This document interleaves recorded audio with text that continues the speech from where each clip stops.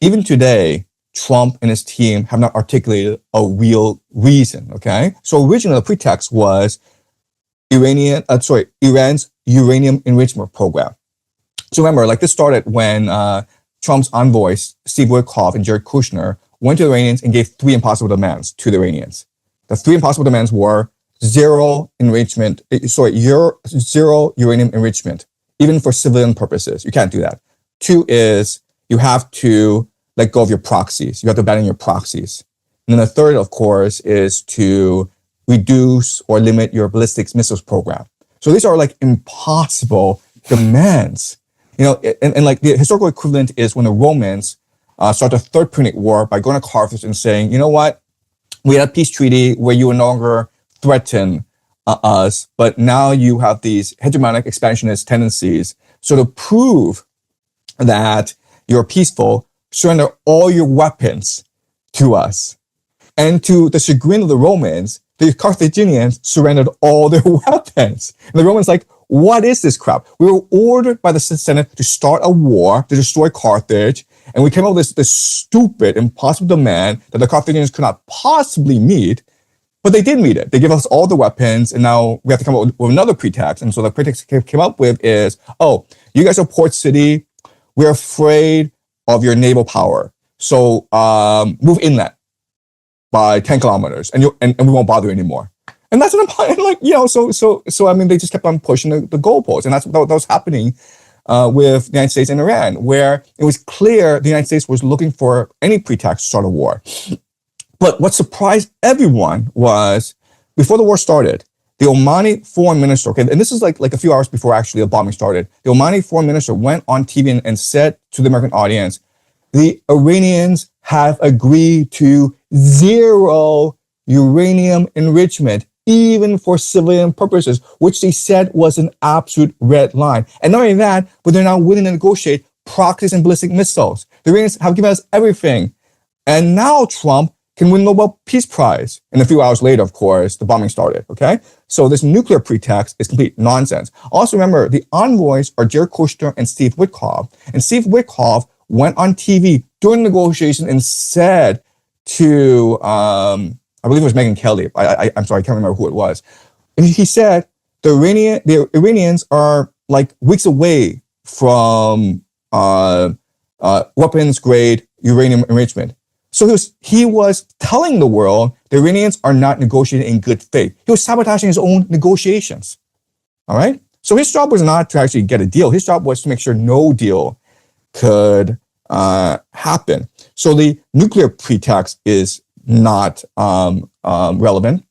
Before these talks, remember, there were these protests in Iran, and Trump tweeted out that the Iranians should let these protesters protest, and America will protect their right to protest. And so there was real fears that Trump would launch airstrikes to protect these protesters. But then, you know, the Iranians cracked down, and then Trump never mentioned these protesters ever again. Okay, so that would have been a pretext, saying, look, we're trying to promote democracy in Iran, but he never mentioned it again. And now the pretext, the excuse is, and this is what Marco Rubio told the press. He said that, why did we attack? Well, we got word the Israelis were going to attack first. And if they attacked, then the Iranians would have retaliated against both Israel and us, the Americans. So to protect our American service people, to protect our American bases, we had to attack Iran first. Like, you know, and so like, I saw that. Yeah, they cannot articulate, even today, a clear purpose and reason. And you could argue they don't want to do that because they want to maintain maximum lethality. They want to maintain maximum flexibility because their real purpose is to destroy Iran as a viable nation state. They want to break Iran up into different ethnic enclaves that could never threaten Israel again. But they cannot justify why they would want to destroy Iran, to basically turn Iran into another Syria or Libya, because they can't justify it to the American public. And so rather than, you know, make up a stupid excuse, because if they make up a stupid excuse, you know, for democracy or whatever, then they were bound by that excuse. So they're like, you know, like we'll just do it, okay? So Right now, the big question is like, why is this happening? And again, historians are going to debate this for all of eternity, and no one's going to have a clear answer. There will be never will can just emerge. Okay, so let me speculate on different possibilities. All right. Right. Okay. So the most logical, practical explanation is, okay, the Americans didn't expect Russia to invade Ukraine. And when they invaded Ukraine, through the rules-based national order, the Americans tried to restrain Russia, okay, through sanctions, by cutting Russia off the SWIFT banking system. They told the Europeans never to buy Russian energy anymore. Okay, so the Nord Stream pipeline was blown up. The Americans and the Europeans confiscated $300 billion of Russian assets. All right, they're still frozen today. And the point was to use the rules-based national order to punish Russia. Problem is that it blew up in everyone's face, okay? What it did was it accelerated the collapse of the rules-based national order.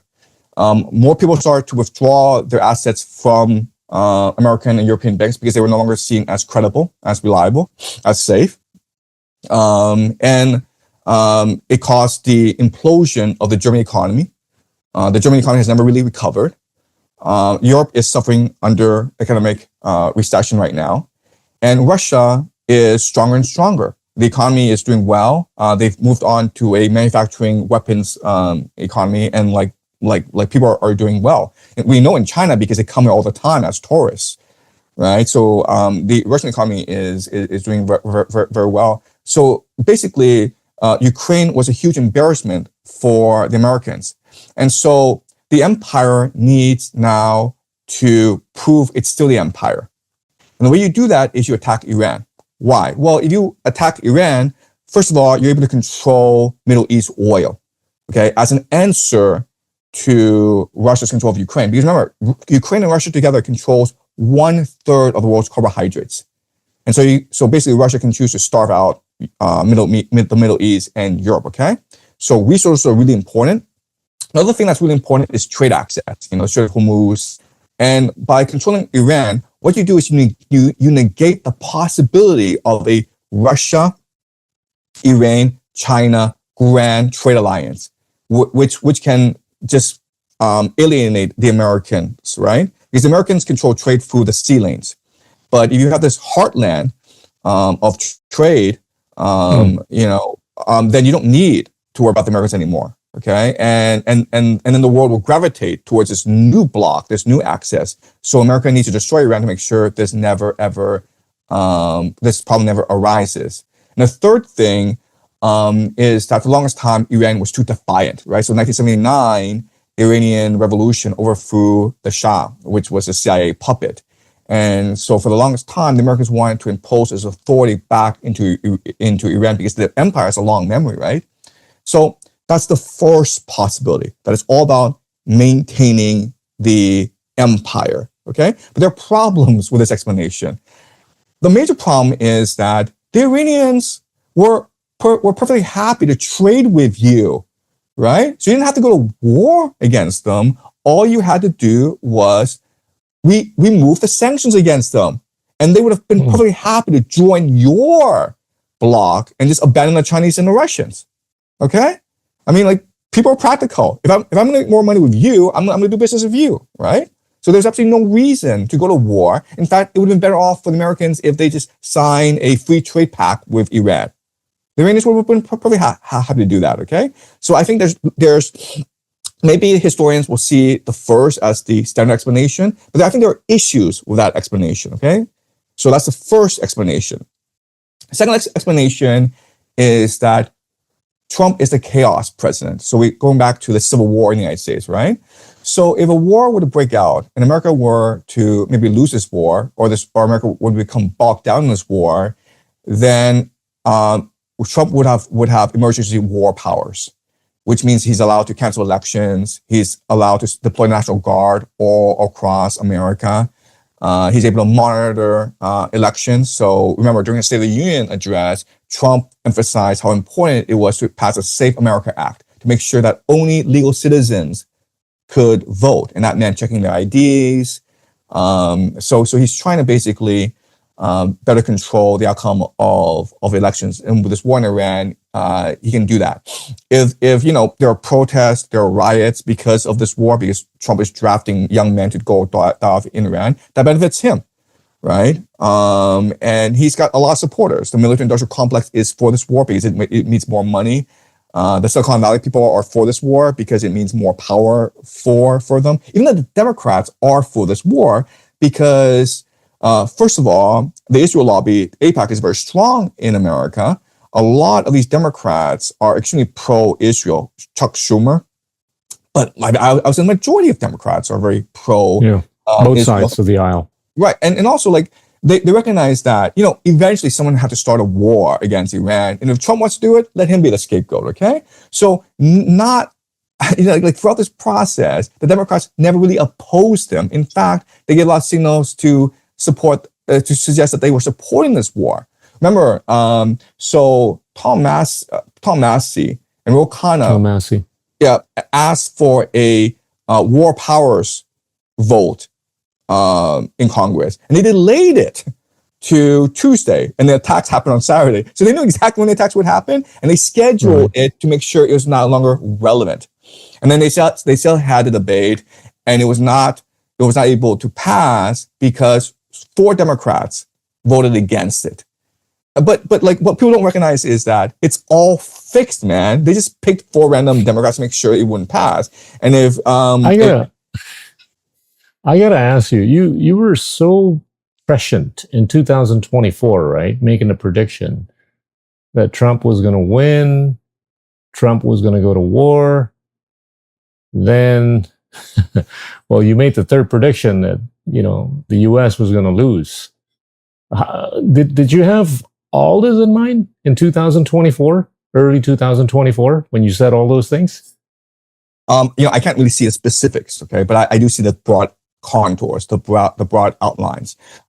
And I hate to say this, but this is the way that all empires behave when they decline and demise, okay? So look at the Roman Empire. What were some common trends during the Roman Empire when it collapsed? Well, civil war, right? The elite overproduction, the civil war between Caesar and Pompey, and then between Mark Antony and Augustus Caesar, okay? So civil wars are a very common feature of empires in decline.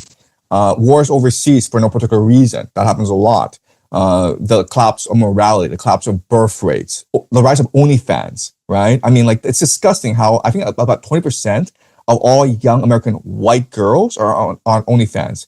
I don't remember the specific statistic, but it's something that absurd, okay? 20%, or even more actually, of white American 20-somethings are on OnlyFans. So that just shows you the complete collapse of morality. Then you have this DEI thing where, okay, like, you celebrate transgender. I'm not saying there's anything wrong with that, but it just shows you the degradation of morality in America and the focus on like these absurd topics. Economic collapse, debt, slavery, inequality, corruption. Okay, so America is going through a classic imperial demise phase. And if you just read history, you're able to pretty easily project how America will behave, okay? So a very common concept is hubris, where America will make a mistake, and rather than admit this mistake, it'll just double down and do something more stupid. So I knew exactly that, look, if Russia's going to win this war in Ukraine, America has to respond by starting a war somewhere else. You can't do a war against China because China has nuclear weapons. It will destroy the global economy. If you go to war against South America, what's the point of that? That doesn't impress anyone. So you just look around the map, and the only country that fits the criteria for how an empire can reassert itself by starting a war is Iran. Iran doesn't have nuclear weapons. It's a very powerful nation, and it has a lot of oil resources. And so America went to war against Iran because it wanted to reassert its empire. So just through game theory, just through some basic historical analysis, you can make certain projections. But what I cannot do is focus on specifics, right? So like the individual players, like who are they and what do they want? I don't know that. I don't know the timeline. Like I predicted that ground troops would be sent in March 2027, but after a 6-month aerial bombardment campaign, and now they're even talking about sending ground troops like a week from now or something like that, something absurd. Okay, so things are happening much faster than I originally anticipated. So I can't really see these things, but the broad strokes, I mean, like if you're just a student of history and if you just look at things from a very rational, emotionalist perspective, you come to some pretty uneasy conclusions, very disturbing conclusions. But the problem is that as humans, we don't want to face these disturbing conclusions, right? We want to live our lives. We want to be happy. We want to feel good about ourselves. We don't want to be thinking like, oh my God, the world can end tomorrow. I mean, yeah. For the Iranians, not losing is a victory, right? Now, would you argue that there has been a miscalculation on the U.S.'s side? Okay. With the way the war is so again, this goes back looking or likely to get more protracted. Right. So again, this goes back to the question of why this is happening. Okay. So again, we need to figure out what the possibilities are. The first possibility is to maintain empire. Okay. An imperial hubris. That's number one. Number two is this Trump, the chaos president, who's trying to destroy the world to make it in his image and win the civil war against the Democrats and deep state in America. Okay. And the third thing, and this is really important, is eschatological. Okay. Meaning that if you look at the Epstein files, it makes you wonder who really controls the world. Because for the longest time, it was assumed that Epstein was this Mossad agent, and Epstein Island was a honeypot operation, and that was the longest assumption. But when you actually read his emails and look at what he was doing, what you recognize is that Epstein Island was just a weekend getaway. It was not really that important. People were looking to get invited to Epstein Island. And the blackmail, he wasn't doing a blackmail operation. How he made his money was through arms trafficking, through money laundering. That's how he made his money. But not only that, but if you actually look at his emails, he was involved in a lot of major geopolitical events. In fact, he had advance warning of a lot of events because people like Prince Andrew and Peter Mandelson, who was the U.S. Who was the British ambassador to the United States, they would feed him confidential information. And this is only like at most half of all the emails, okay? It's possible, like it's only about 2% of the emails. So this guy was clued into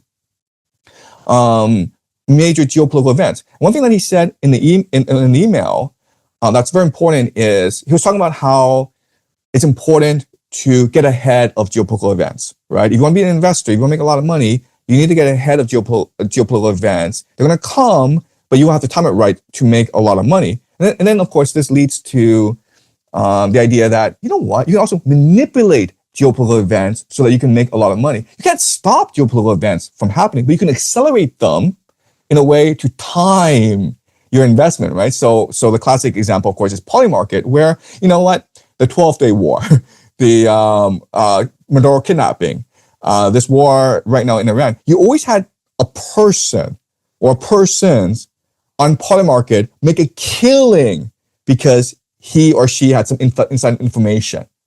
So this game is rigged. And so my point is that our idea that the nation state is the constituent body of the world is wrong. There has to be forces, organizations above the nation state that control events from above. Okay. And I would argue that these are secret societies. And who are these secret societies? Well, the Jesuits, the Freemasons, they're actually called the Rosicrucians now, okay, or the Knights Templars. But I prefer Freemasons because it's more broad. The Sabbatean Frankists, which today are called the Chabad Lubavitch. All right. So all these organizations are around. And they're the ones actually manipulating geopolitical events because, again, it's profitable to be able to control geopolitical events. Again, it's really important. They're not controlling how things are turning out, but they're accelerating things to their natural end in order to time their investments properly, right? So the Rothschild family said, buy when there's blood on the streets, right? Well, if you can manufacture crisis and create all this blood, then you can buy really cheaply.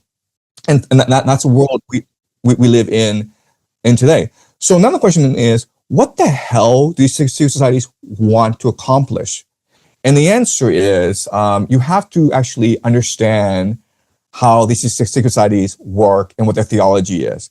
But basically, to put it in very simple terms, okay, they want to use the end of empire as an opportunity to usher in the end times, which will force God's hand and enable the creation of the Messianic age, heaven and earth, a one world government, which will forever bring peace and stability to the world. But first and foremost, there has to be an age of tribulation, years and years, possibly decades and decades of endless war, endless conflict, endless suffering.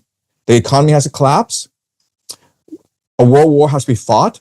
A lot of people have to die. I'm not talking like 99% of humanity, by the way. I'm not talking like, like a million people. I'm talking like 99% of humanity has to die.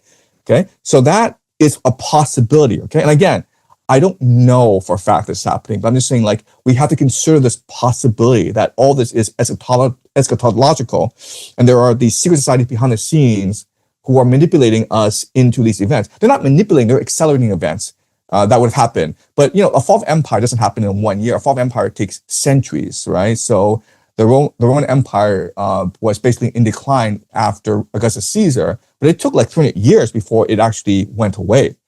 And it's possible, if the American Empire is allowed to just follow a natural course of history, it might be another 200 years before the actual empire collapses. But these people, these societies are like, why wait, man?